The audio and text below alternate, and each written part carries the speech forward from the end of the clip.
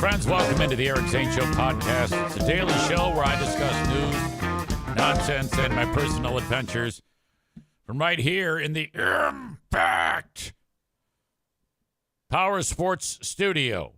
Impact Power Sports. You can find them online at impactpowersportsmi.com. Great place to go to pick up a Yamaha golf cart. They're fantastic and on sale right now at Impact Power Sports. Not to mention side-by-sides, ATVs, UTVs, motorcycles, e-bikes, scooters, go-karts, snowmobiles, lawnmower. They do it all at Impact Power Sports. Thank you for checking them out and all of the sponsors. I made a horrific ass out of myself yesterday, and this will be no surprise. No surprise at all to any of you. It involves forgetting a name. But this one is special. This was a remarkable, catastrophic moment for me. And it just, talk about being screwed. Talk about screwing myself over. Have you ever had a moment when you've forgotten someone's name of someone who you've interacted with for a significant time? Like just a absurdly bad brain fart. Now, I will say that I was doing two things at once. One was PA announcing, speaking into a microphone to ones of people at a high school hockey game. And then the second one that I was doing was trying to think of the guy's name. Becca Shea says dementia. You know, you say that, but I've thought of that. That's, in a way, that's kind of not funny. Because, you know, it runs in my family.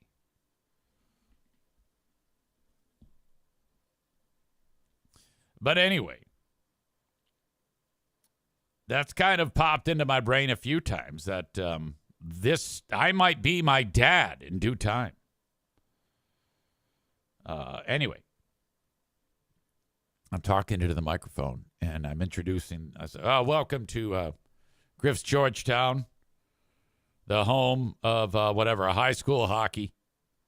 And there's two teams. The East Grand Rapids Pioneers are here. The Jenison Wildcats are here. All of you are here. Hello, everybody. My name is Eric Zane. I am your PA announcer. To my left is my partner in crime running the scoreboard and taking care of the music. And then I paused like that.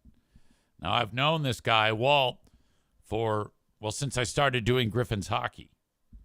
He is the supervisor of off-ice officials, and the hockey community is very small. You show up to any one of the local rinks, you'll see various people that you might see at another rink.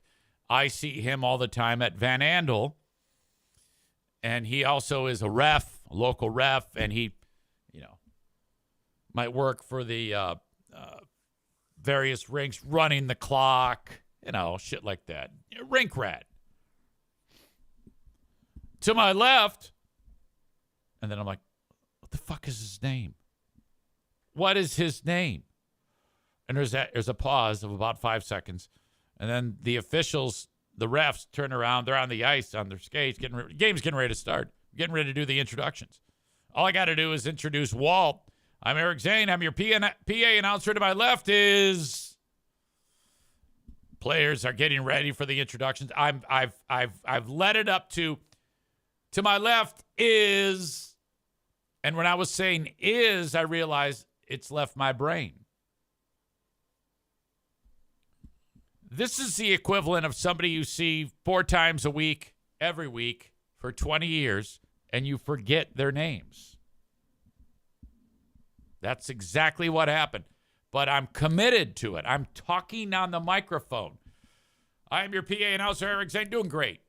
To my left is... Bum, bum, bum. Larry David, Curb Your Enthusiasm moment here. Not only are the refs looking at me now in the 2, 3, 4, 5, 6 seconds that have passed of me going,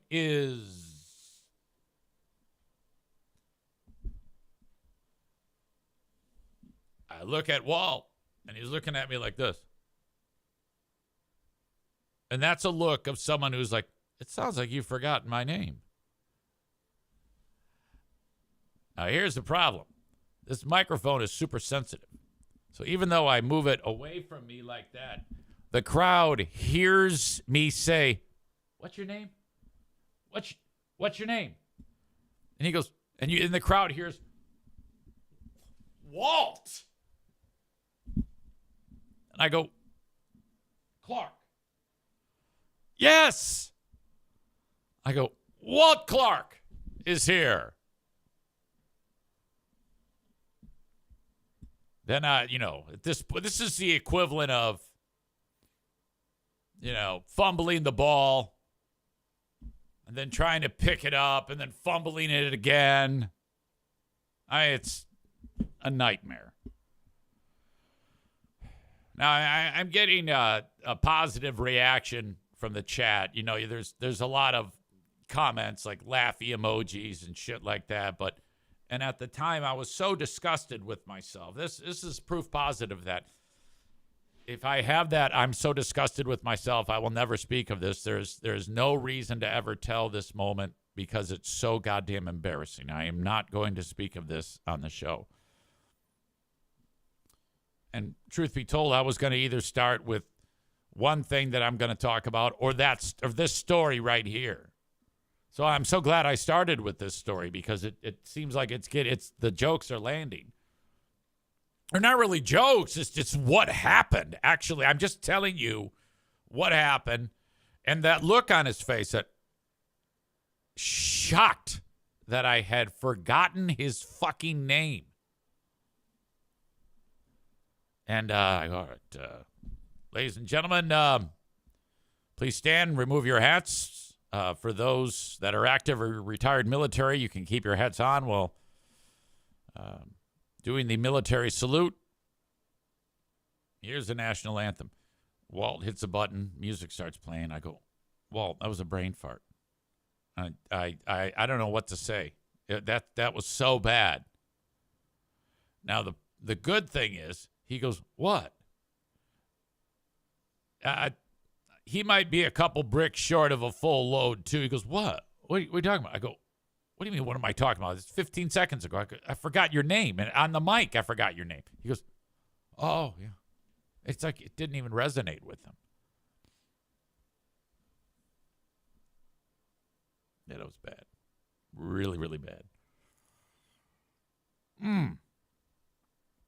It turns out that exact location that I was in, because there's 2 rinks at this facility. There's 2 sheets of ice.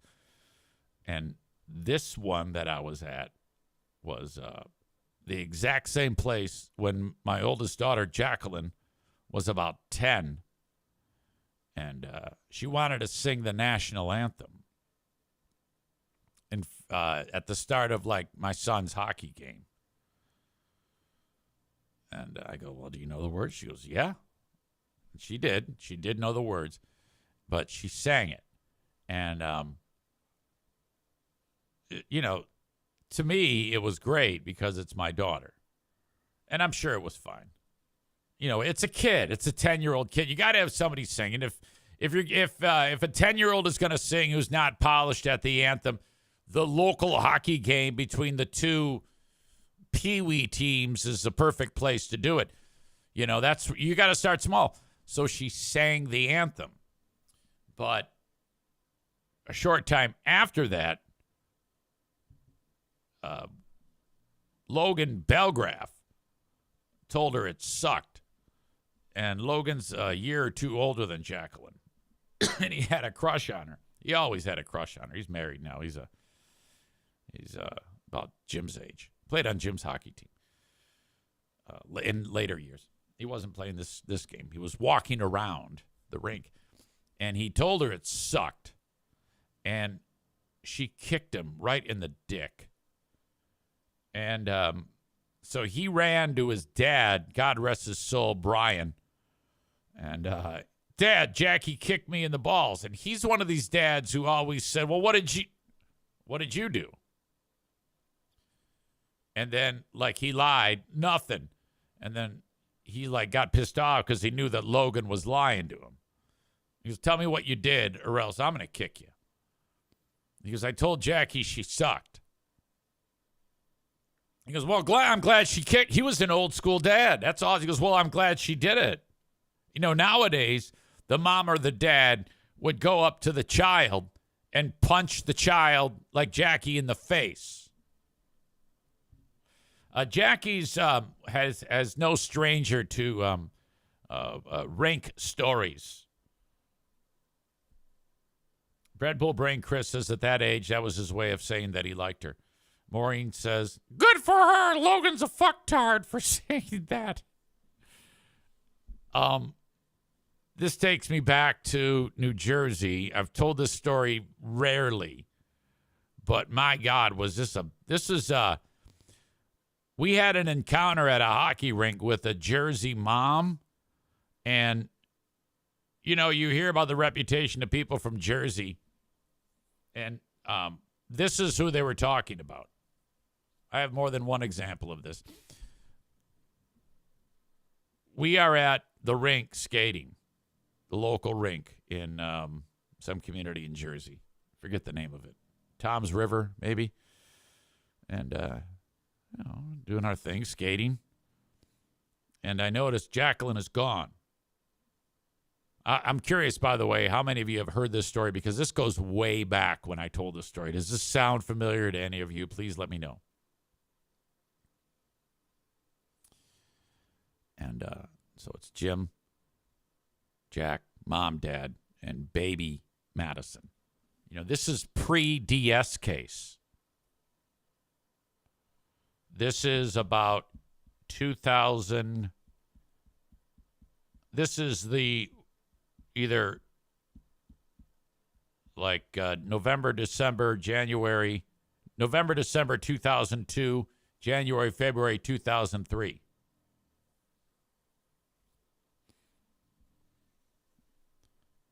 I'm skating. Jim, Jack, Diana's with the baby. Now, she disappears. Jackie's gone. I don't know where she is, so I'm getting scared. They have several rooms set up where you can have parties, like off shot of the rink, so you can like have a birthday party for the kid and then skate, and that's happening. Well, being that she is, she was born in 97, so she's no more than 4 or 5. And she sees that there's a kid with a birthday party going on with she doesn't know him. All the kids' friends are there. So kid being a kid, she thinks, oh, I like birthday parties. I'm going to go make friends. She crashes the party. So she wanders into there, and she just looks like any other kid. And she makes friends, as Jackie does, with the birthday girl. And she's there for, several minutes while I'm looking for her making friends. And it's at about this time that the pizza is served. So I walk by, I look in the room, and then I pass the room, and I go, wait a minute, I think I just saw Jackie. I back up. I'm on my skates. I'm fucking can't even move on the as I'm walking around on those rubber mats. And I go, Jacqueline. Oh, hi, Dad. I go, honey, I apologize profusely to the first adult I see. I go, my daughter thinks she's supposed to be at this party. She's here making friends, and she was just served pizza. My apologies. We'll see ourselves out. Pardon me.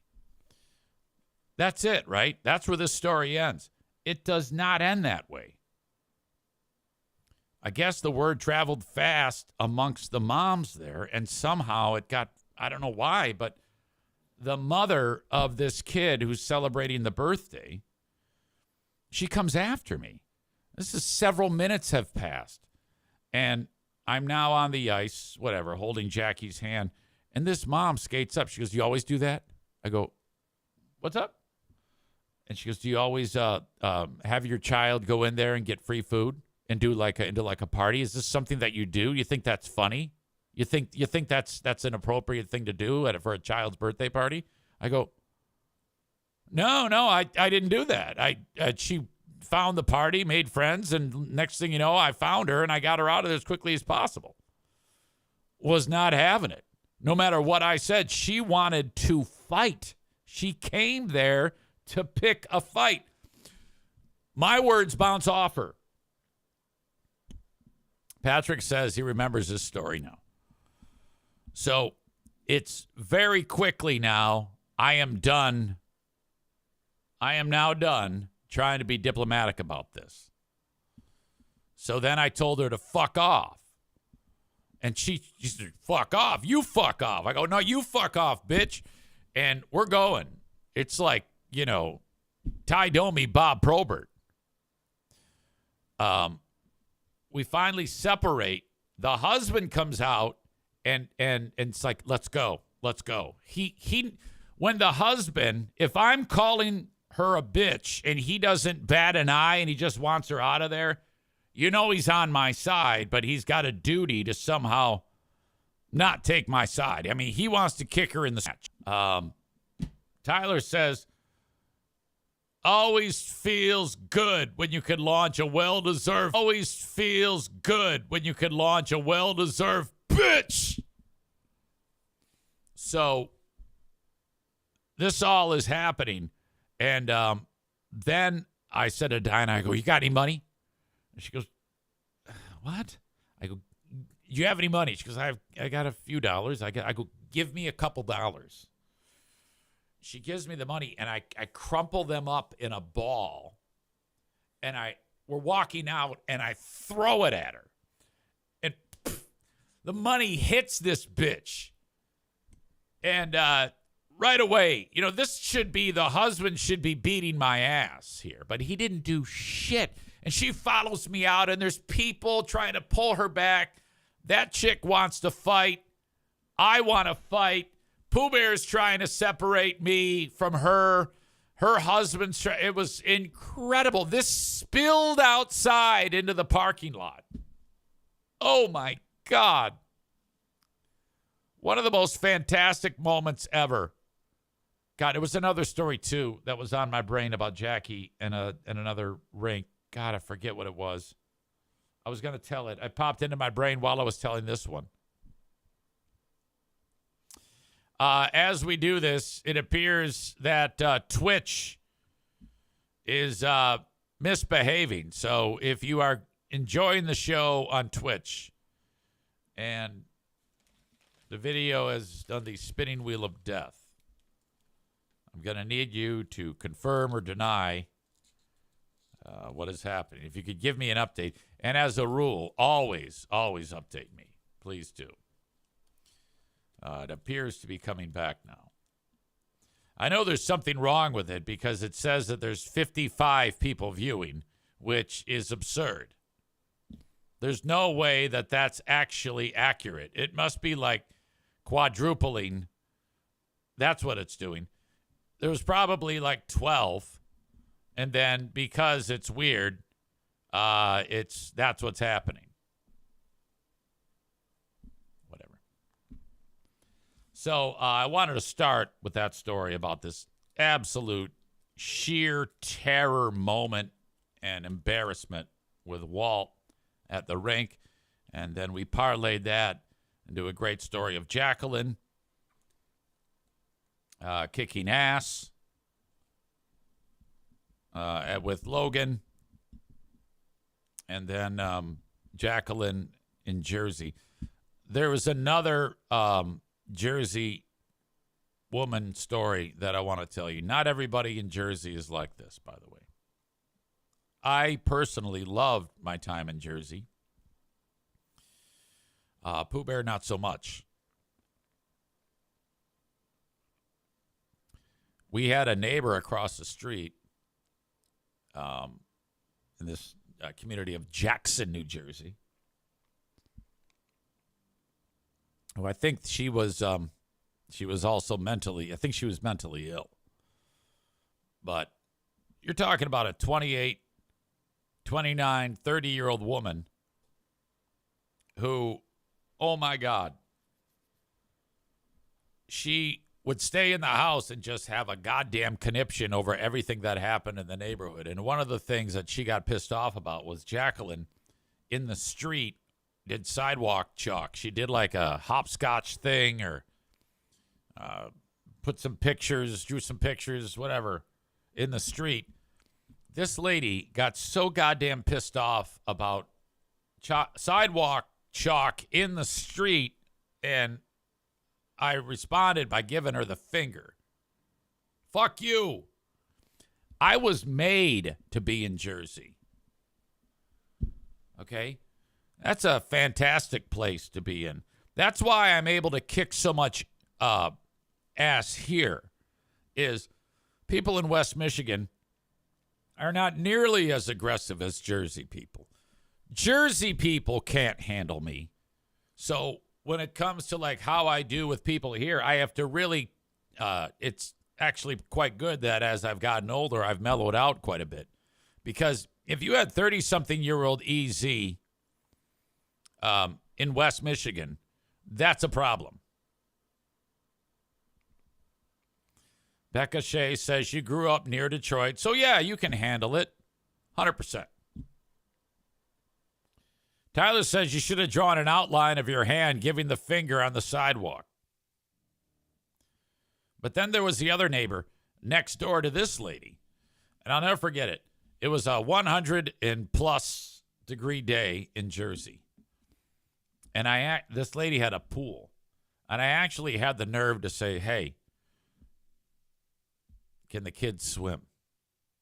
They had never been in the pool. And my kids played with her kids. Her oldest daughter used to babysit my kids. And I said, hey, so-and-so, you mind if the kids take a dip in the pool today? Would that be okay? Which that's a little forward to ask somebody if you can go in their pool. They had never made it known that that was an option. I mean, Mr. Pop Pop in my neighborhood now, me, I let it be known to all the little boys and the little girls that they can use my pool whenever they want. So the more children that are in my pool, little kids, I'm happy. Now, I know what you're saying. That sounds terrible. And the only reason why it sounds terrible is because you assholes have made it seem like I'm something I'm not. We got to that point because of Pooh Bear. And at the same time, one of the little kids said to me, can we go, he calls me Rich Eric. Rich Eric, can we swim in your pool? A kid will ask. I go, absolutely. Just as long as mom and dad are here, you can go swim in the pool. That is it. Your mom and dad have to be here to keep an eye on you because I cannot do it. In fact, you can come and go as you please as long as your mom and dad are here, and you lock the gate when you leave because we got a child who's got autism and will wander in. You don't want that. Rich describes it as Rich Eric's Island. Alan has a comment that I'm not even going to read it.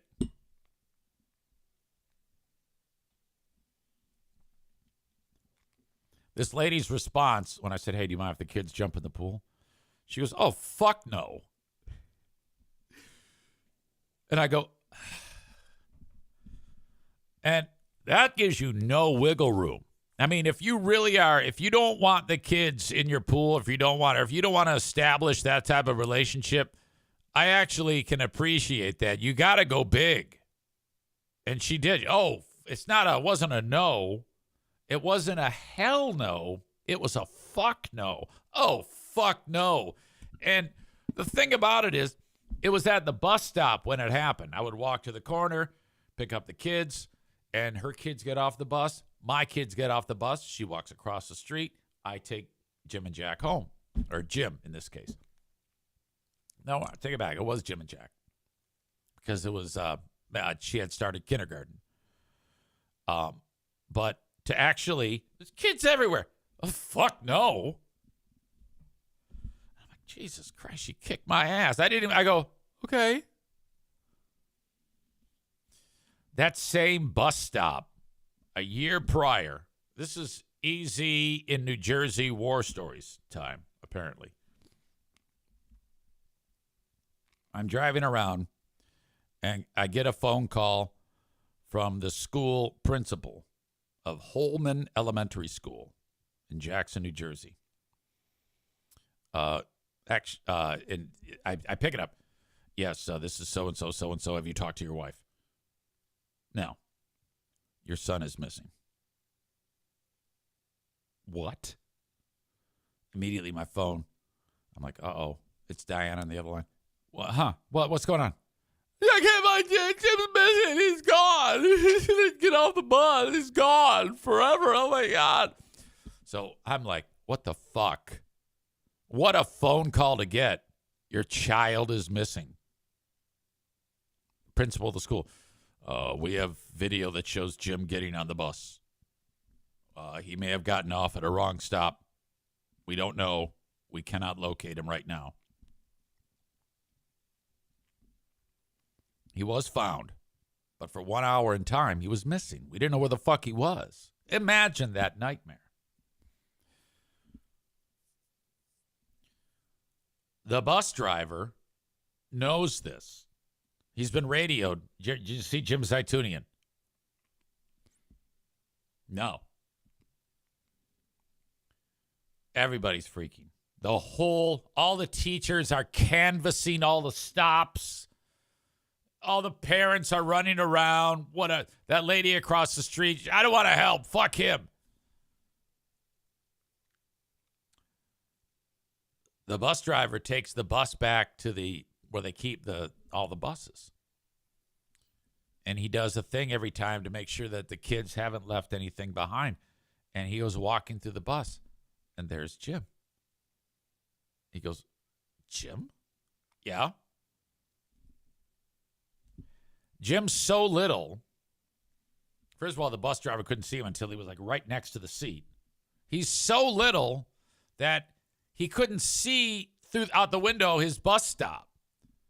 And I don't know, maybe he was a little thick-skulled, but he did not get off at his stop. So mom's there and no Jim. Pooh Bear freaks out, and then the shit hits the fan. So the bus driver goes, oh, my God. It was so scary. So radio's back.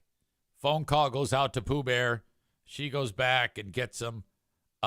It was wild. Absolutely bizarre. I need to ask these children if they remember these moments. Megan says he had no clue, so that's good. I wonder if he remembers that. Bread Bull Brain Chris says they have to do a physical check before parking the bus now. Yeah, I'm guessing that's what it was. Alan says call Jim. I would, but he is in Florida painting some rich guy's house. He paints homes, and his boss has a job contracted to do for a guy from Michigan who's got a ton of money. And he's got this massive mansion. And Jim's boss got the bid. And so they had to all fly to Florida. I go, why doesn't the guy who owns a house just hire people from Florida?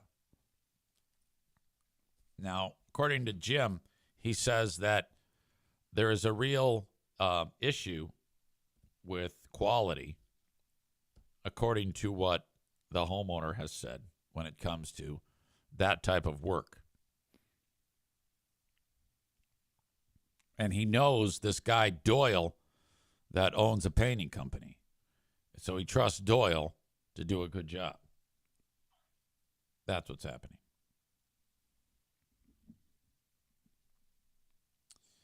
All right. I have an absolute anchor on my brain right now. You may not know it because, frankly, I've been outstanding today. with storytelling, but my brain is not right. And I've walled it off for here. I've told myself I'm never going to get emotional in the podcast anymore. I've done that a few times, but I'm not going to. Benny is with us, but he is struggling, and I'm concerned. So he is going to the vet today to get a checkup. He did not eat yesterday, and his energy is low. So I reached out and I go, what do you think?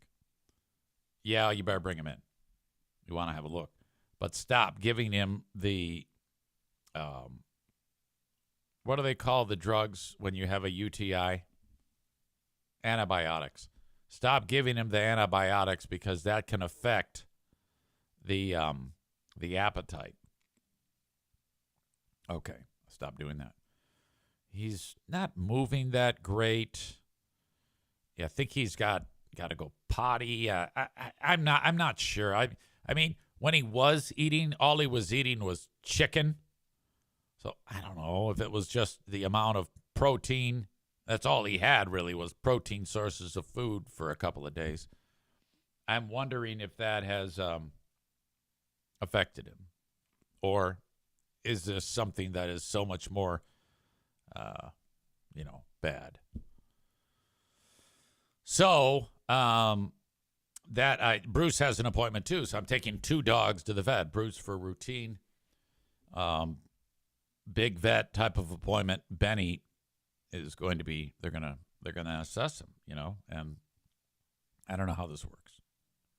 I mean, I know how it works, but the last thing I want, though, is information that he's not going to make it, which I guess that could happen. If we get to that point, then yeah, I don't like to talk about it, but I'm paid to talk about it, so I'm going to talk about it. Brad Bulbering Chris says, yeah, all that protein, he might be all bound up. Hopefully it's something simple like that. That's what I'm hoping for. He is drinking water. He does go outside to pee.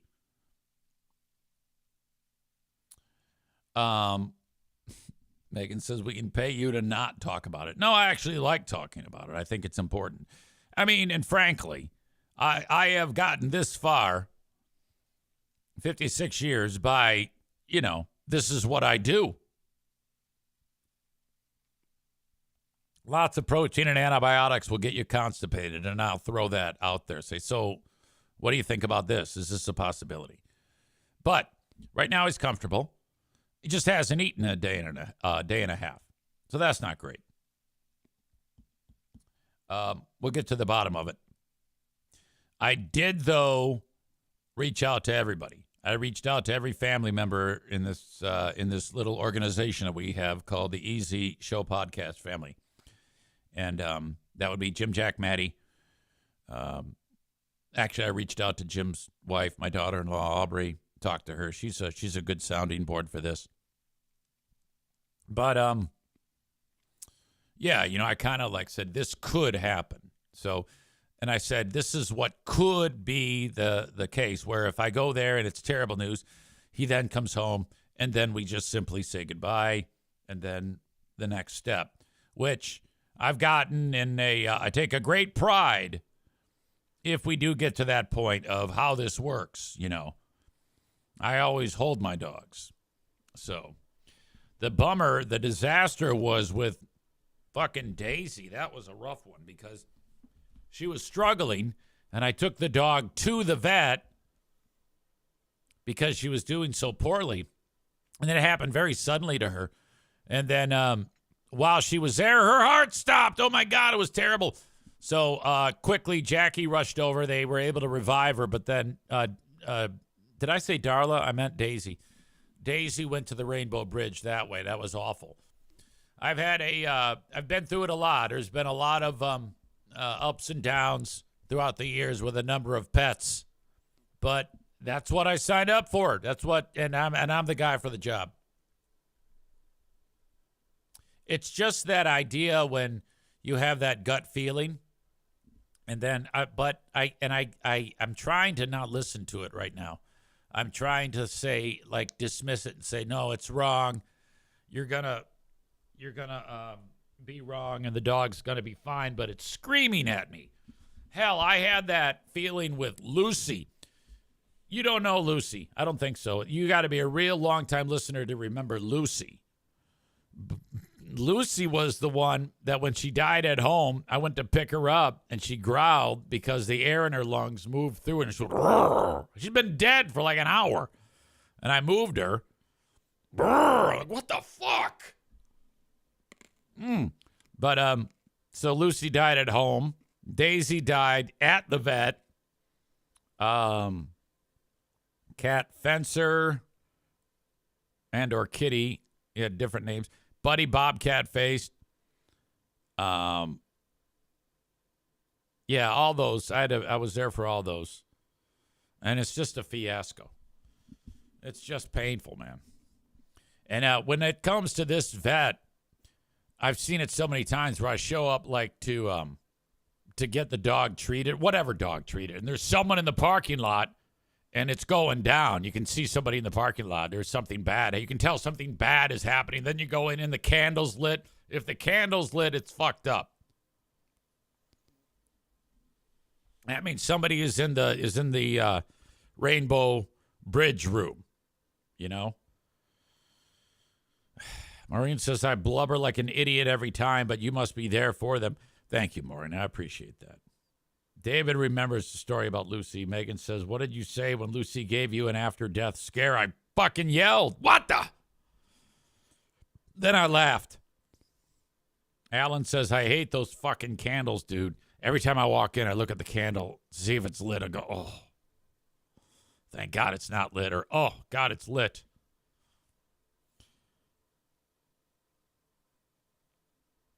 Stevie says, we used Heaven at Home when it was time for her dog, Jade.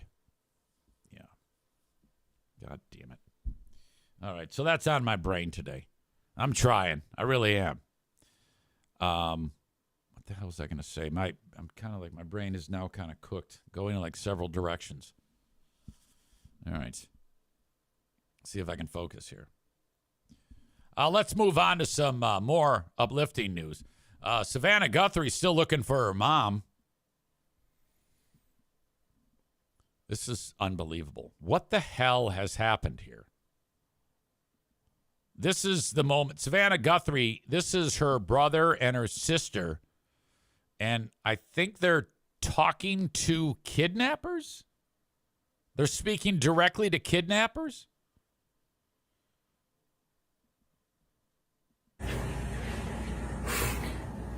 On behalf of our family, we want to thank all of you for the prayers for our beloved mom, Nancy. We feel them, and we continue to believe that she feels them too. Our mom is a kind, faithful, loyal, fiercely loving woman of goodness and light. She's funny, spunky, and clever. She has grandchildren that adore her and crowd around her and cover her with kisses. She loves fun and adventure. She is a devoted friend. She is full of kindness and knowledge. Talk to her and you'll see. The light is missing from our lives. Nancy is our mother. We are her children. She is our beacon. She holds fast to joy in all of life's circumstances. She chooses joy day after day, despite having already passed through great trials of pain and grief. We are always going to be merely human. Just normal human people who need our mom. Mama, if you're listening, we need you to come home. We miss you.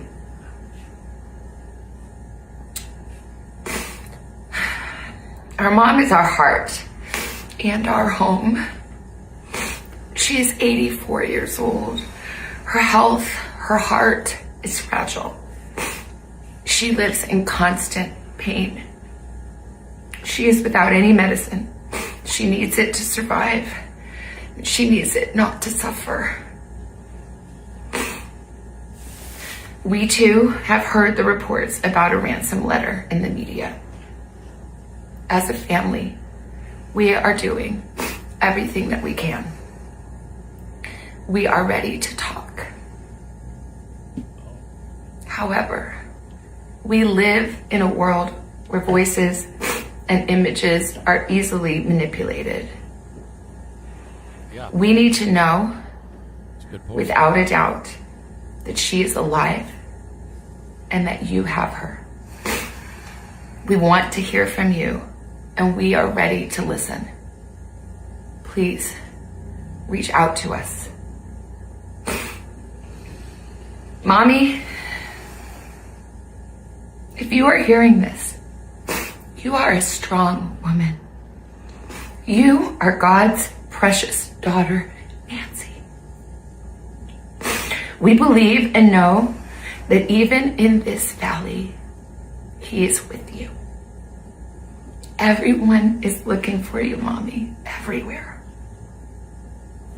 We will not rest. Your children will not rest until we are together again. We speak to you every moment, and we pray without ceasing, and we rejoice in advance for the day that we hold you in our arms again. We love you, Mom. Love you, Mom. We love you, Mom. Stay strong. We Come love home. you, Mom. We love you. All right, so that's it. Yeah. Brother didn't say too much. Maybe that's not his strength. Fuck. Alan says, I had the same reaction to her saying mommy as I did when Fernando Mendoza said it. Well, that's absurd, you dummy.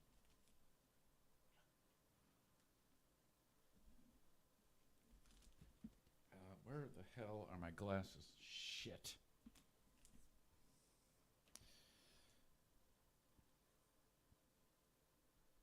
An Arizona news anchor who saw the possible Nancy Guthrie ransom note. Why are they still saying possible ransom note? I guess they haven't confirmed whether it's real.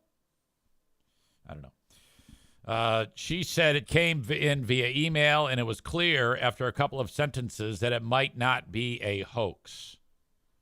So isn't there a way to search, like if an email comes in, you can determine where it came from if you have various bits of software, various software programs that can determine an IP address, and can't that help you narrow it down to some degree? I'm sure that they've already looked into that. A lot of it is information that only someone who is holding her for ransom would know, said Mary Coleman, anchor for Arizona-based CNN affiliate KOLD 13 News, Cold 13 News. Some very sensitive information and things that people who weren't there when she was taken captive wouldn't know. It also included a dollar amount, a deadline, and again, other specifics that only Guthrie's abductor might know. So that definitely raised some red flags. Coleman said, adding that it was clear immediately that it might not be a sick prank.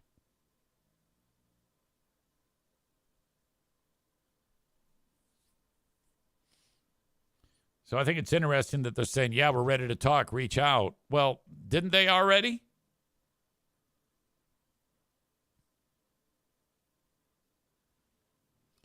One of the detectives did get back to us and asked us for some more information so that they can start, there you go, searching for an IP address and things of that nature to try and figure out who or what people are responsible here. If it isn't known if the note sent to the TV news station is the same one that was sent to TMZ.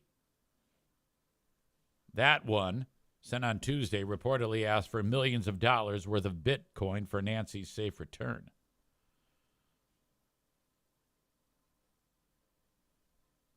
Pacemaker Requires daily life-saving medication. Last seen at around 9:45 p.m. Saturday. She was dropped off at her home by her daughter, Annie. I guess that was her. And her son-in-law, Tommaso Ciani. When she failed to show up at church Sunday morning, a concerned fellow worshiper alerted the family, who called the cops. Oh, boy. The son is Cameron. Runner girl Amy says, first Benny, now this. Maureen says, very, very sad. Who does that to an elderly woman? If it turns out to be a family member, that person is despicable. Well, they're all despicable, truly. But you're right, at a different level if it's a family member, and I don't know that it is. We speculated about that yesterday. Tyler says to Amy, I was just thinking Linda is probably rubbing her hands together in excitement over this mystery. Oh, yeah. 100%. All these twists and turns in 8 months. She's going to be watching the documentary on Court TV. Numerous young guys from the college, from the university at the front door saying, hey, is it my turn? She's like, hang on. I'm watching this Court TV thing. Screw you.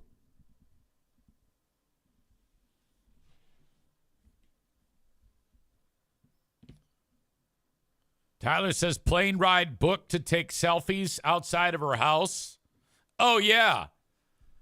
And I that's steeped in truth, by the way.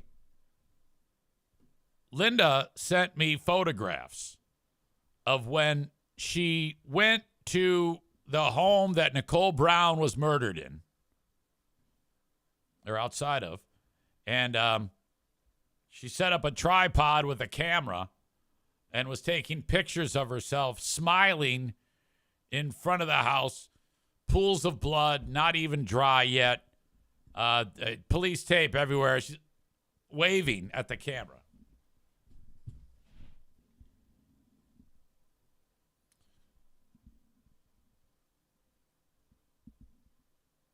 Let's see. The OJ pic was not a selfie. My friend took it. Yeah, your friend was a tripod and a timer.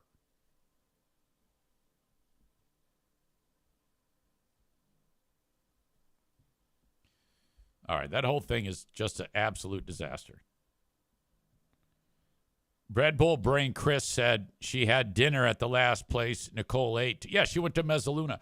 She took the pictures, and then Linda walks in to Mezzaluna, and she says, yes, can I get the table that Nicole Brown Simpson was at a night and a half ago, 2 days ago?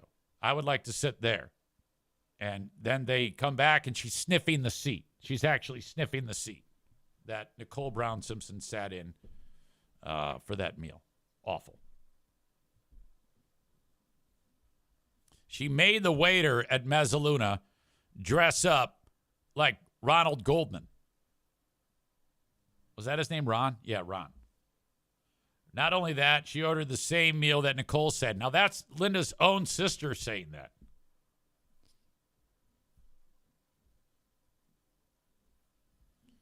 Linda says, I didn't think to ask for her table, damn it, but they had a big group.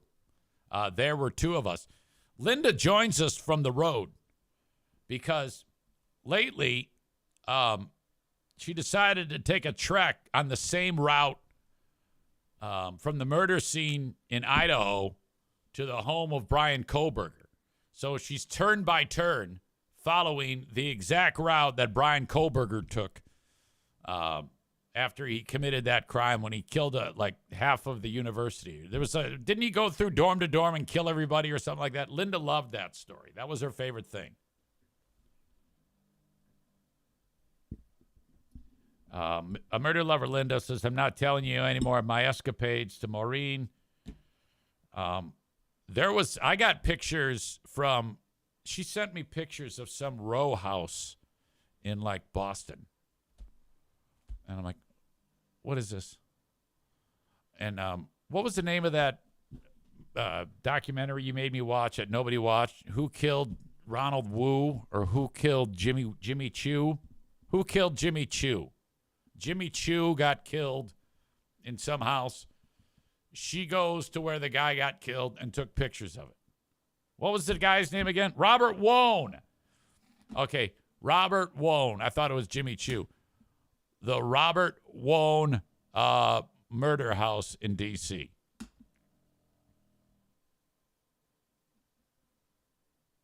Tyler says, I can't help but feel slightly responsible for this beat up. Maureen says Jimmy Choo is shoes. Bread Bowl Brain Chris says the Koberger Trail. That's exactly what it was. Anyway, that's all true. I want to also update you. I talked to you. I think I have to change the eating habits. I got into a little bit of detail that Monday, Tuesday, Wednesday, I did this super long fast. And yesterday I was in the middle of it. And I ended up getting to 24 hours of fasting. And then when the fasting window closes, or I'm done fasting, and then I eat, I don't think it's a good idea to then pack on the calories as quickly as possible, because this is what happened. I get ravished. I ran into the house, and I grabbed one of those Jimmy Dean croissant sausage sandwiches that the NFK likes. And I cut into it so fast with the scissors that I almost cut my fucking finger off.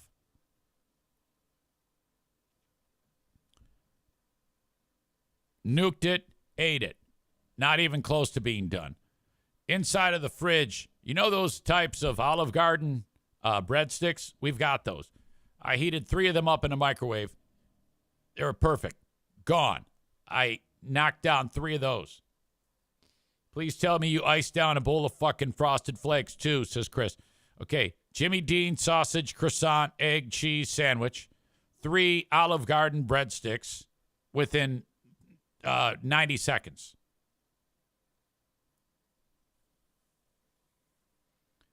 Then it was time for the cereal.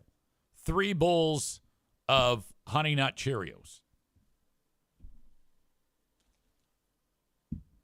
And then did I have ice cream after that? I don't think I did.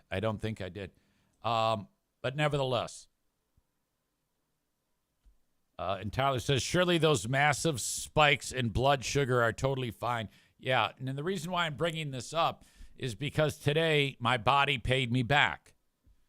And I was warned, yeah, this is what's going to happen to you. The amount of pressure that was on my midsection, I almost did not make it to the bathroom. So there needs to be a change. I need to start doing this more sensibly. Like, fasting is fine, but I think I need to eat throughout the day, though. And so not that long of a fast, because then I'm so ravished that I lose my mind. It needs to be more sensible. That's not going to work for me. All right, I want to update Pooh Bear's fundraiser. And I don't remember the address. I just saw that in the chat, the world famous John Jamingo just weighed in. I guess he sent some money along. Let's see. Thank you for that, by the way. Where is it? Where the fuck is it? Yeah, I'm struggling. Pooh Bear's fundraiser. So she wants the trophy. She said she's got $953 donated. Now, actually, she told me she's north of 1,000, but I don't know how that is. $953. She needs to beat Carrie Cossin, who has 1,100, so she is behind. Rachel, her friend Rachel, gave $25. John Jamingo gave $1 and said, "Get well, Benny the One-Eyed Wonder Dog." Michael Pellerito donated another $1 in memory of Boomer Bob. Outstanding. Elise donated $10. Thank you. Rainbow Flag Jeremy donated $25. And Katie Cool McCurdy donated $50. Thank you to all of you for supporting Pooh Bear's charity polar bear plunge. There she is. What a saint. Tyler says plumbing sponsor incoming after Easy blows up the toilet. Oh, Jesus, you are not kidding.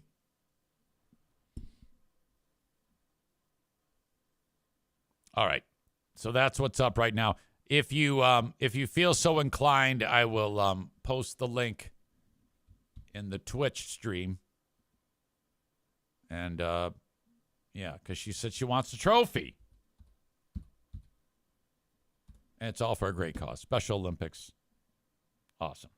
Thank you to her. Thank you to you. She will do a formal thank you on our Facebook page. You're all too kind.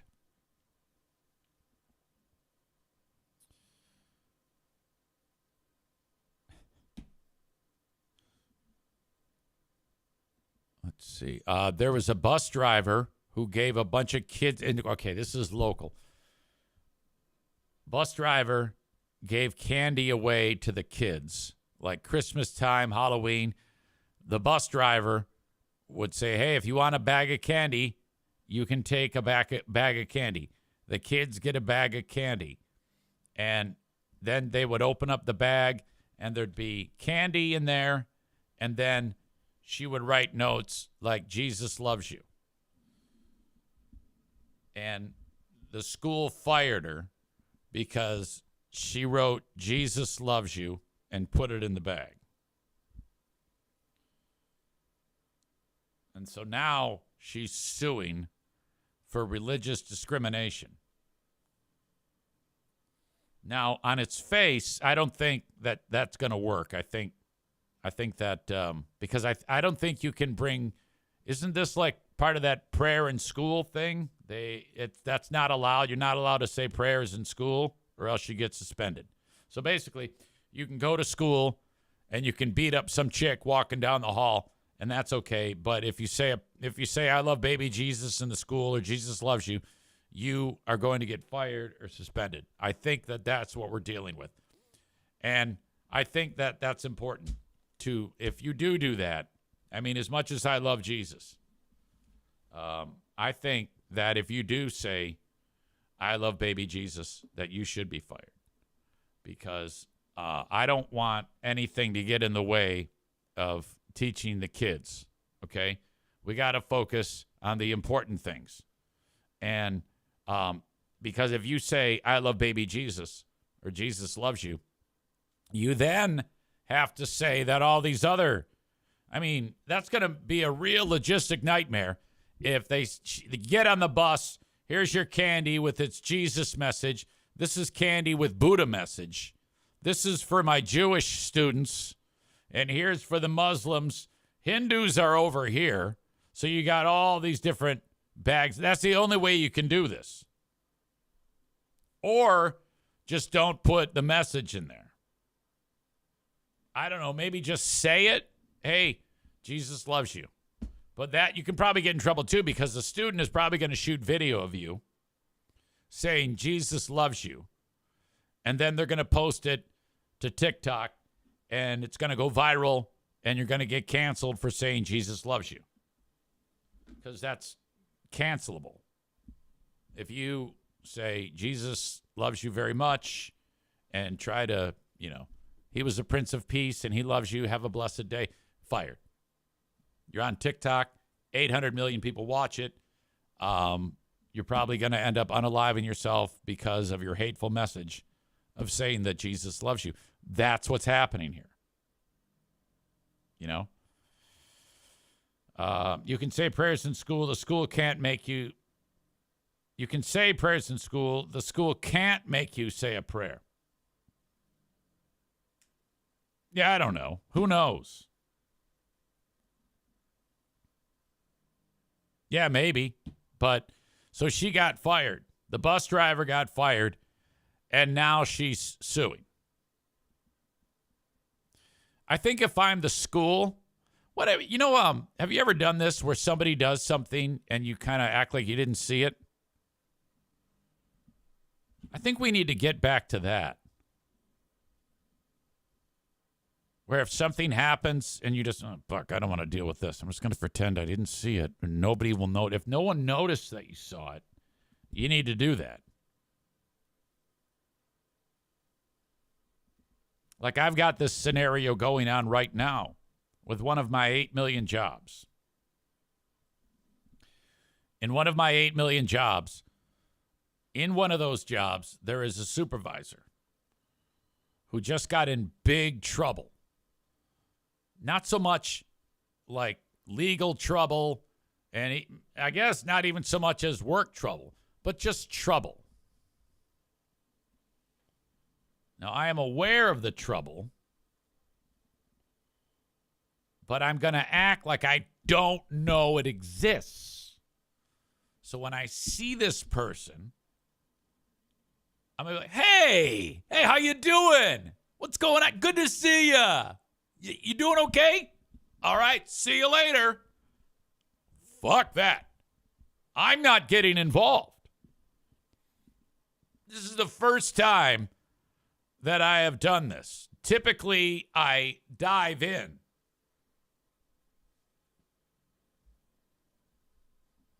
Rebecca says, bah, ha, ha, this is the new easy. I'm proud of you for playing dumb about this.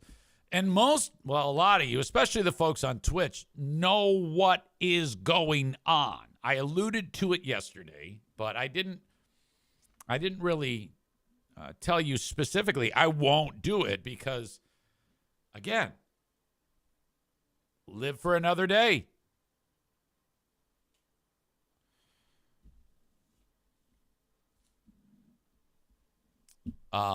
Playing dumb is an important skill.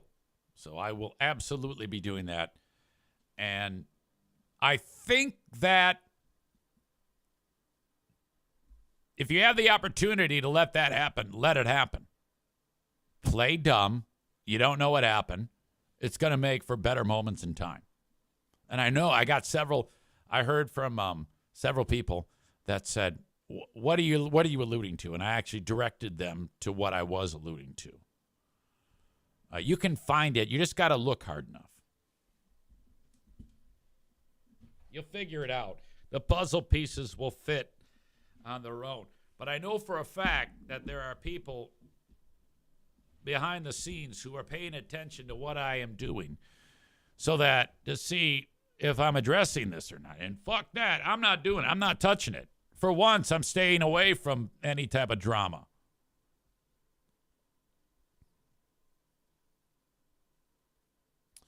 Piano Finger Banger says, more yoga time. Damn, you must be stressed. Oh, I'm always stressed lately. This whole Benny thing has stressed me out so bad.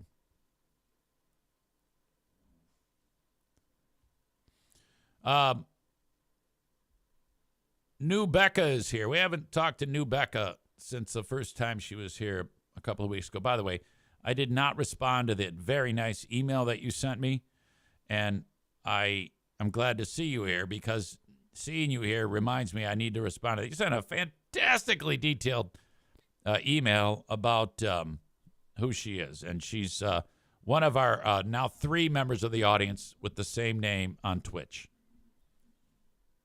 A kid on the bus gave my son a pocket knife in first grade. My son got caught with the knife. The bus driver handed it to me and let it slide. Could have been expelled because of the other kid. Exactly. You see, that's a seasoned bus driver right there. I would think that if you're the school, you got to turn a blind eye to this. Because good bus drivers are hard to find.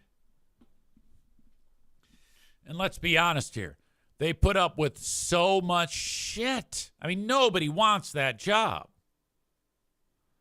It's a hell of a lot better than Mr. Nowicki when I was a kid, who he drove the bus, and he was also a customer on my paper route. Now, the thing about Mr. Nowicki is he was an asshole on the bus, and he was an asshole each week when I would go to collect. And I think his brain was mush because if I collected, okay, so you would collect for the paper on Friday, Saturday, Sunday. If you don't know, each week the paper boy, me, has to go door to door and get them to pay me $1.25 for 7 days of the paper. If everybody pays, I wind up with $30-40 in my pocket after I pay my paper bill. The problem is with Nowicki, if you go there on a Friday, you have to go the next week on a Friday. If you go like on a Friday and he's not there, and then Saturday you bang on the door again and he's not there, and then Sunday he pays you for the previous week, and then you wait 5 days, you start again on Friday. I go back to his door, and this time he answers, Mr. Nowicki, collect, Macomb Daily. I just paid you. You paid me for last week. I gave you a receipt because you tear off a little thing on the collection card. This is your receipt, proof that you paid. I go get it. I'm 10. Fuck. Every time. And then on the bus, asshole. He would actually pull it over to scream at people. That's what happens if you have to replace wonderful, sweet bus drivers who give free candy with a message that says, I love Jesus loves you. By the way, Blue State Rob is here. He said, or Roo State Blob, off topic, but I just got boned $178 by Big Vet. For what? $178. That sounds like a bargain.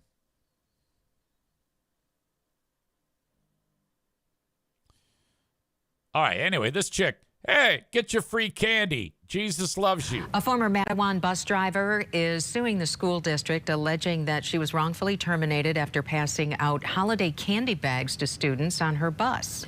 News 8's Josh Sanchez has more on what the lawsuit claims. In a lawsuit filed in December, Sarah Robinson claims that her civil rights were violated after she was fired from her bus driving job. Speaking of violating civil rights, let's turn to Josh Sanchez. Her rights were violated after she was fired from her bus driving job for giving out candy to students that sometimes contain religious messaging. The 12-page complaint says that the Matawan Consolidated Schools bus driver, Sarah Robinson, was fired last April following a few occasions where she gave out candy bags to students ahead of holidays like Halloween and Christmas. While Robinson did not speak with News 8 on camera, she says she was representing herself in the suit. In the document, she says she's her own lawyer. Some of the candy bags contained brief Christian messages, while others did not. She said that students were not pressured to take the gift bags and were told they could decline. Quote, participation was always voluntary, and students could choose to take an alternative bag containing no religious message or a Jewish-themed bag for her Jewish student. Boy, I was kidding when I made that crack about all the different bags, but she actually did go the extra mile. Okay, so she's got Jesus-y bag, non-denomination, or no Jesus, no religion, and Jewish-themed bag. She worked hard at this. The suit says that in November 2024, her supervisor said she could continue passing out the bags as long as it was optional. In January last year, the district superintendent reversed the guidance, the lawsuit claims. A key part of the suit centers around a week-long investigation process, in which the suit said Robinson was questioned repeatedly and was treated as if any wrongdoing was intentional. The suit claims that bus camera footage was not reviewed and presses that the gift bags were voluntary and that parents were present at the time. Among the 10 counts, and many thanked her, it said, alleged against the district, superintendent, and assistant superintendent, the lawsuit claims that Robinson faced religious discrimination, was penalized for exercising her religion, and denied due process. The superintendent says that the district does not comment on pending litigation. According to online court records, a response deadline is set for tomorrow. I don't know if they should have in the lawsuit she wasn't allowed to express her religious freedom. I think she has enough with all of the other things. I don't know if you want to bog this down. I'm not a legal expert. I mean, I am. I'm an expert on everything. But it sounds weird when you throw that into it. I think the problem is the school is a bunch of assholes. What? In a day and an age where it's kind of hard to find quality people, or else you get stuck with Mr. Nowicki, that fucking asshole. Why would you give this woman a hard time? Just leave her be. So basically, nowhere in that story did it indicate that parents complained. It's some asshole who is in charge of the school district first said, yeah, it's no problem, then said, no, you can't, for some reason. And then obviously she kept doing it. And then, boom, the next thing you know, she's fucking fired, and all she wants to do is drive the kids to school and give them a little bit of candy. Probably an old-timer, doesn't have a lot going on. And here you are, just screwing shit up for her because you're some idiot. Oh, my God. People fucking suck.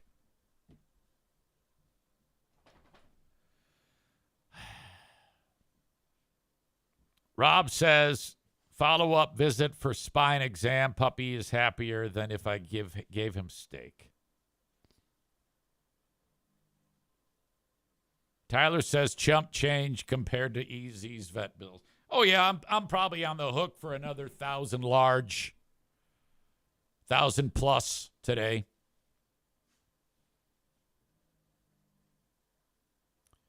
Chris says it'd be great if they interviewed her and she was just laying out obscenities. This is fucking bullshit.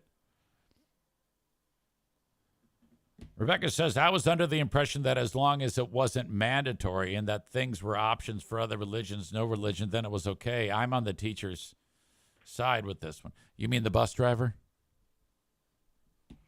Bread Bull Brain Chris says, that's the bottom line. People just suck. People are assholes.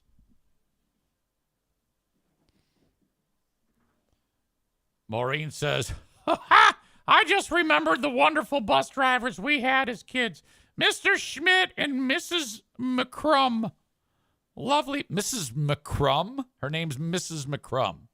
That sounds like the name of, that's like a fake name on a Saturday Night Live bit who's not so nice. Speaking of which, I spoke for 30 minutes yesterday. I did a podcast with Christian Blatt, the multi-talented Christian Blatt, who I've been doing a show with him for 3 years now called Who Are These Broadcasters, part of the Who Are These Podcasters network, I guess.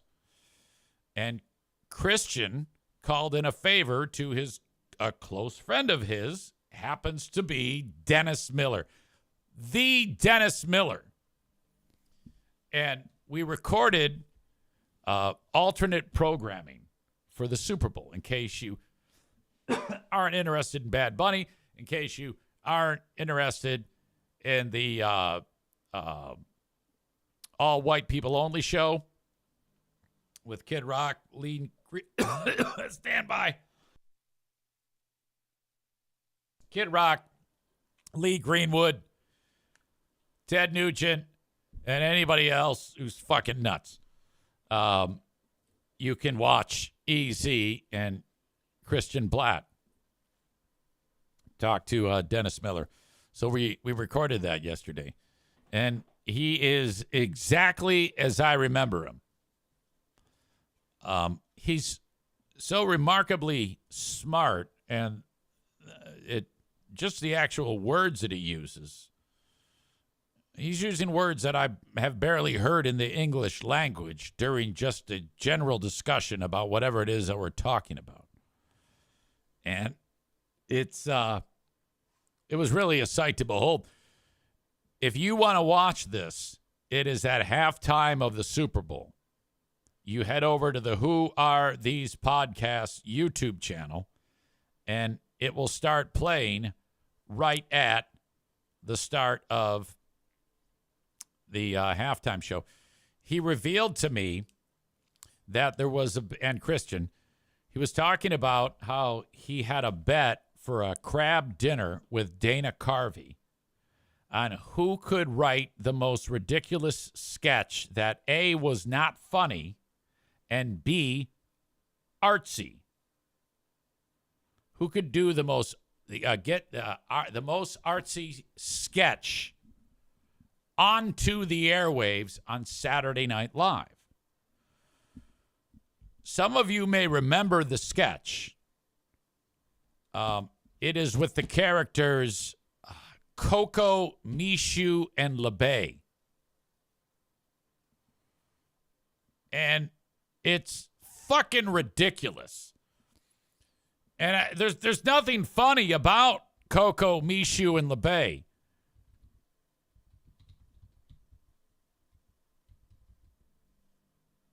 Dennis plays Coco. Mishu is played by Carvey. And LeBay is played by Kevin Nealon. I can't even find it right now. Dennis Miller,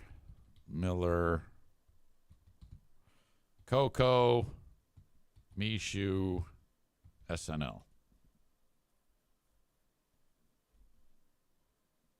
I just watched it yesterday. It was a horrible sketch. All right. Anyway, some of you might remember the sketch. Well, it went on the air, and it was horrible. It was a horrible sketch, and it wasn't funny. And so he's laughing all the way because Lorne Michaels said, "Yeah, let's put it on."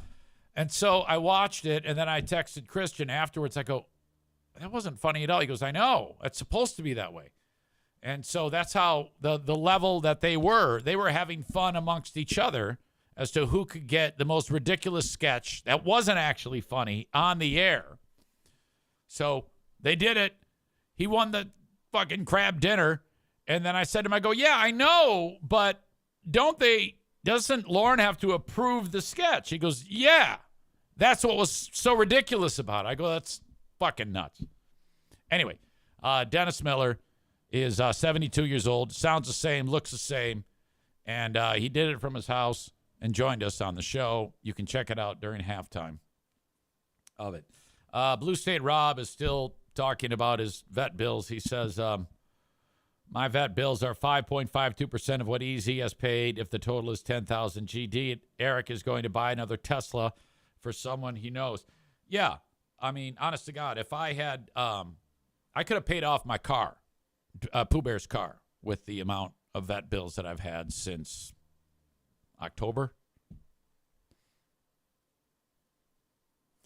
Tyler says, "I'm guessing all current SNL members are doing the same thing because that show is unwatchable now." I will try to find that sketch and put it in the show notes if I remember. Just so you have to watch it under the lens of it's supposed to be not funny. That's what's funny, because they were able to get it on the air to win a bet. All right. Maureen says it just doesn't compare to the old days of SNL. So I'm not really a fan of sketch comedy. I think that it all sucks. Sketch comedy is shitty. Sketch comedy sucks. Improv is worse. Well thought out, well written comedy performed like it's natural is the best. It's the only thing that's satisfactory, in my opinion. Sketch comedy blows. Improv worse. Shit.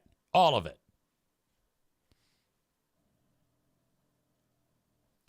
Blue State Rob says, "Perspective. Eric's doing a show with a well-known comedian, while in downtown Grand Rapids, there's a show that's being eaten alive by a dipshit radio coach."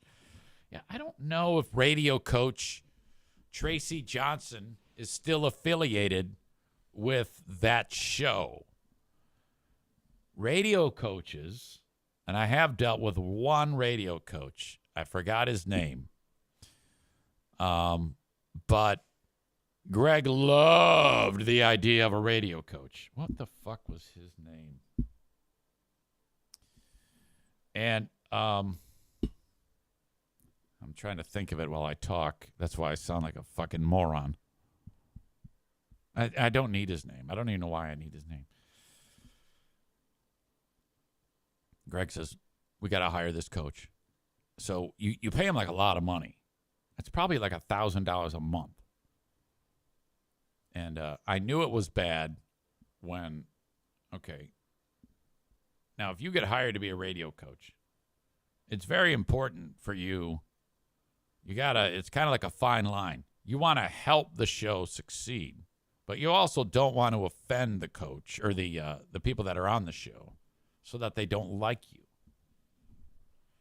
So that's tricky. If they believe in you, they'll keep paying you. So you got to be tricky as to what you're telling the radio show. Now, there is nothing I don't know about morning radio. But Greg's not going to listen to me. He wants to hear it from this idiot. This guy, and I don't even remember what the advice was. But for this example, he says, all right, make sure that you tease the next segment appropriately by giving 80% of the story away at the end of the one segment. Then you go to commercial. You've given away most of it. Fill in the blanks in the next segment. It's a way to improve your teasing ability. And so he goes through that. Now, we all know that. At least I do. And so he says that. And then a few weeks pass. And then and all this guy has to do is listen to the show and take notes and then report what he thinks. And then the next time we meet him, he says, hey, I've got some good info to help you succeed. What is it? Well, you got to work on your teasing. And he says like the exact same thing that he said the last time. I don't know if he got his notes mixed up or he forgot that he told us that, but he said word for word the same thing he said the last time. And I remember it hitting our ears at the same time. And my eyes dart over to Greg, and my eyes dart over to Hot Wings. And then I roll my eyes, and then it's like, you're sunk now. I'm not. This is ridiculous. This guy did not last a long time. Finally, moron Greg finally figured out it's not such a great idea to have this dipshit tell us shit that we already know at the same thing every fucking week. Blue State Rob with a joke writes, radio coach, fuck that. He needed a couples counselor. Tyler says if you're consulting, you only want them to succeed a little bit. Just enough so they think their money is paying off, but not enough so that they don't need your services anymore. I would love that job. I'd be excellent at it. Listening to a radio show, but I would only do it if I wasn't relying on the money. I didn't need the money. So that I could say, yeah, hey, this is shitty. Why are you doing this? You know, I wouldn't waste any time. Everything you did in this show sucked. And they all do. Megan says you literally already do this for free beer and hot wings every week. By the way, one thing I did not point out. Alan says, isn't that what you're doing with that new podcast?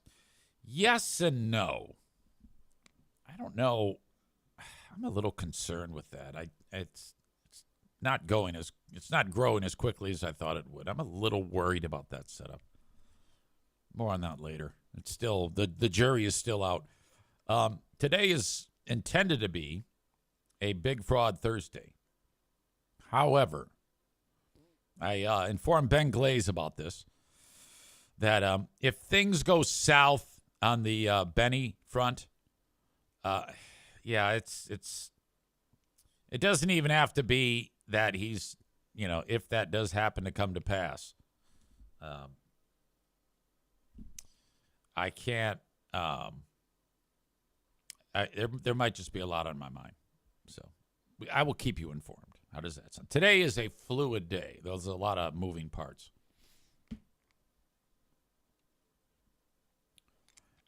Stevie says we get it. Thank you. By the way, a little bit more on the whole Jimingo and Pellerito donating again. That's like, It's kind of like their way to let them know, hey, we're watching, we're paying attention to what you're doing, and it's an interesting bunch over there. I went pretty strong on the Pellerito discussion yesterday, so that's why he is back for yet another donation of $1. So I think what I think we should do? I think we should arrange a fight because I would love to fight Pellerito.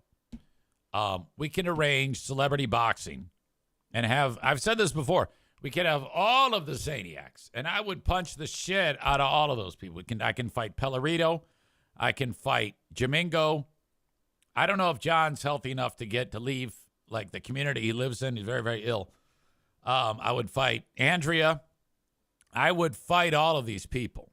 We can make that happen. I think it would be awesome. It would raise so much money. And it's to me, I mean, I want the money. If I'm going to fight them, I'm not going to do it for charity. But we should actually host a goddamn war on the floor. It would be awesome. I'd love it so much. Maureen says, don't forget Dean. Oh, of course. Yeah, I'll fight them all. There's about a dozen of them. Some of them have died since the great Zaniac Exodus. But yeah. Becca Shea says the money can go towards your vet bills. I won't do it for any less than $10,000. And I get all the money. They don't get any money.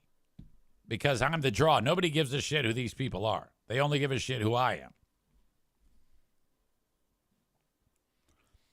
Bob says you'll beat Dean. Blue State Rob says you'll beat Dean because he'll be too busy staring at your daughters. That's weird. Allegedly. He might. I don't know.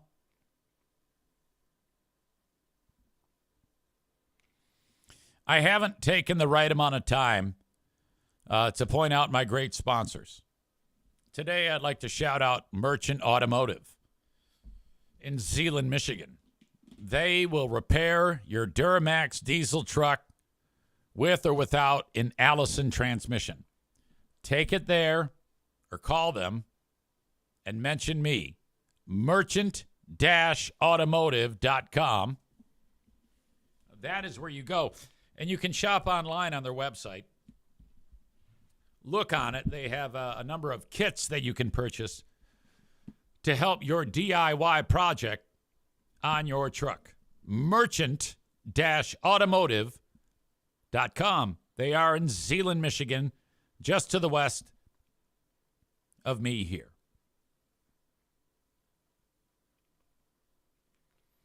Patrick says the way Zane talks about Jamingo and the Zaniacs is how Trump rips apart his foes. I'm glad you mentioned that because I want to get to Trump. Trump is, in this clip, he is talking to reporter Caitlin Collins from CNN. She is asking about justice for Epstein survivors. And it goes bad. It goes poorly. This is how it unfolds. Time for the country to get onto something else. Really. Now that nothing came out about me, other than it was a conspiracy against me, literally, by Epstein and other people.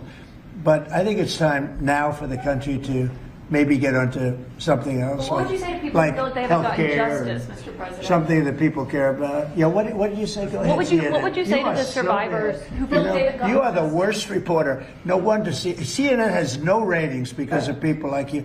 She's a young woman. I don't think I've ever seen you smile. I've known you for 10 years.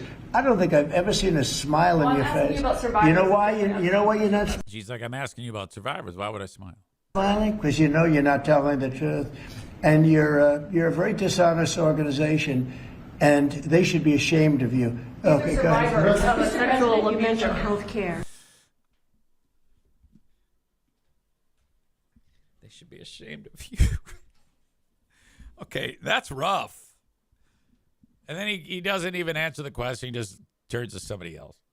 Okay, now, that feeling that a good portion of the people in the chat feel right now, they're pissed. They are not happy with that. And then probably, I would say more people probably aren't happy with that than there are people that are like, yeah, that's awesome. Now, I get what he's doing. He is trying to move on about Epstein. Now, I have no idea if Trump did anything with Epstein or did not do anything with Epstein. I don't know.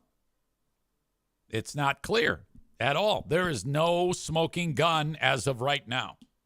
A lot of people think that he may have, or at the very least is protecting pedophiles. That's the thing now. So she's asking a question that he's not having.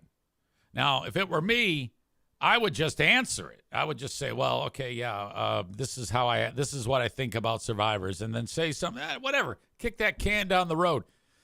But that is not in his makeup. He would rather fight with you, which I can't say that I hate. I mean, I love fighting myself. You understand that him and I are not that different. Now, I am not being accused of being a pedophile protector, but I do understand the whole thing about, okay, fuck you. What? I'll tell you what. For a second, let's, everybody who's enjoying the show, assume that he had nothing to do with anything terrible. Now, if that's you, and they still are trying to pin it on you, I mean, I would be pissed too. What would you say to people who feel like they haven't gotten justice, Mr. President? Something that people care about. Yeah, what do you say? Go ahead. What would you say to the survivors? I like how he says, go ahead, and then he tells her how terrible she is. What do you say? Go ahead. What would you say to the survivors who feel like they haven't gotten You are the worst reporter. No wonder CNN has no ratings because of people like you. You know, you got to have thick skin to be a White House reporter these days. She's a young woman. I don't think I've ever seen you smile. I've known you for 10 years. I don't think Now, in her defense, I wouldn't smile at that job. I would just do my job. That doesn't mean I have to smile, right? I don't want to fucking smile all the time. I don't smile when I do this job. What does that have to do with it? That's a fucking stupid crack.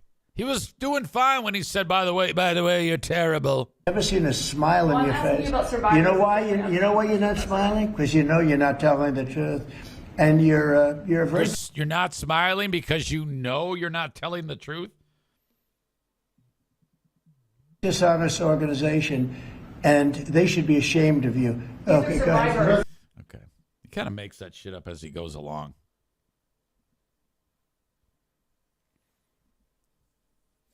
Becca Shea says, I'm not smiling because you're an asshole. I don't think she can get away with that then. Rebecca says, never tell a woman to smile, ever.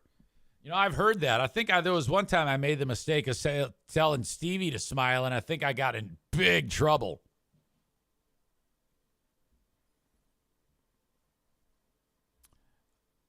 Bread Bowl Brain Chris says he's telling her why she's not smiling. Because she's dishonest. You're not smiling because you're lying. What? And when I'm telling the truth, I'm smiling then?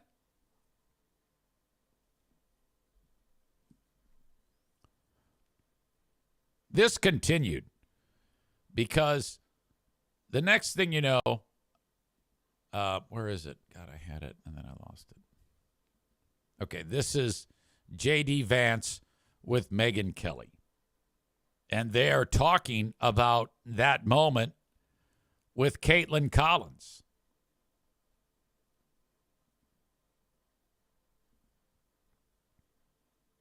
I mean, like, there was a moment in the Oval Office, I wasn't even in there, but, you know, I was in the West Wing, and somebody sent me where he was talking to Caitlin Collins, who's the CNN anchor. And I have, like, a decent relationship with Caitlin Collins, which is unusual given that she's from CNN. But the president, she's asking a question. The president says, why don't you ever smile? Yeah.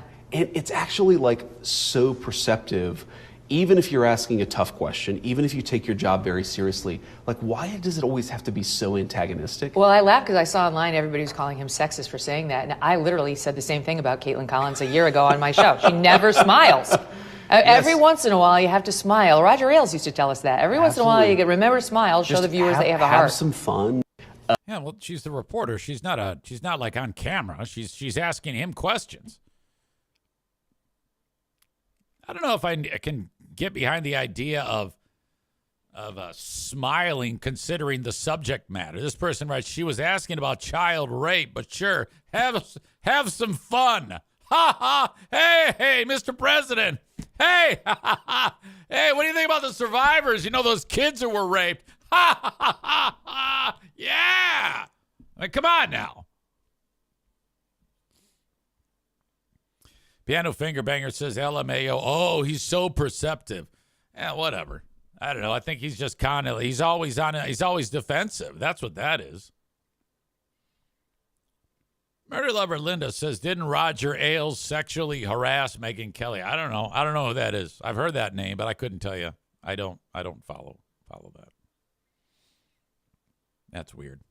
If that's the case. The whole thing is weird. It's all fucked up, honestly. I mean, wouldn't it be something? I guess my question is, if you're the president of the United States, why can't you be a badass and not antagonize? Like, honestly, kind of like what that guy that we played who had that great point about enforcing the law on illegal immigration.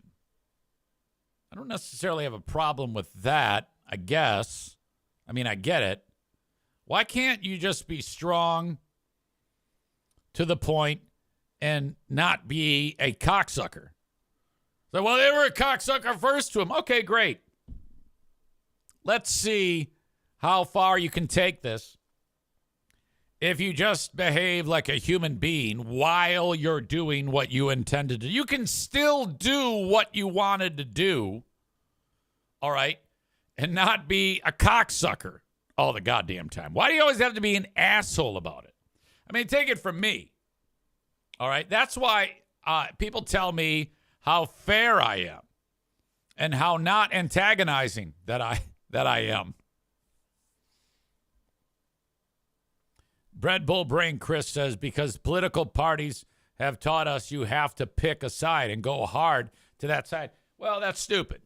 That's a dumb way of looking at it. You know, you can sit there and be as tough as nails about whatever it is you want to be tough about. Doesn't matter, whatever your platform is. Okay? And then just not be an asshole. Megyn is 100% right. She sees the German Shepherd / Beagle / Basset Hound face and head of our very own O'Neill. He is here right now because he has to go potty. So I will conclude because he has to go. I have to keep petting him or else he's going to get pissed off because when he has to go, he likes to know that I'm here. All right. Before I wrap this up, though, I do want to share a big thank you to Frank Fuss from My Policy Shop Insurance. If you get your insurance through the Affordable Care Act, you may have noticed how much your premium has gone up since the law changed on January 1. I don't see that changing anytime soon, so you're stuck paying quite a bit more than you were paying. You need to change your policy to a less expensive one. Doing that is not the easiest thing in the world. Have Frank do it for you. Reach out at appointmentwithfrank.com for folks who get their insurance from the Affordable Care Act. All right. I'm going to leave it right there. Folks, you are great. And I have the asshole of the day. It's Jamingo. Congratulations on your award. Thank you for your thoughts and concerns concerning O'Neill. You just saw that camera shake. Concerning Benny, you just saw O'Neill knock the camera. If you could, please throw a few bucks into Diana's love bucket for the Special Olympics fundraiser. She needs that trophy from Jackrabbit Slims. Thank you very much for being here, folks. I appreciate you so much. I will talk to you a little later on my Patreon bonus podcast. Thank you and good day.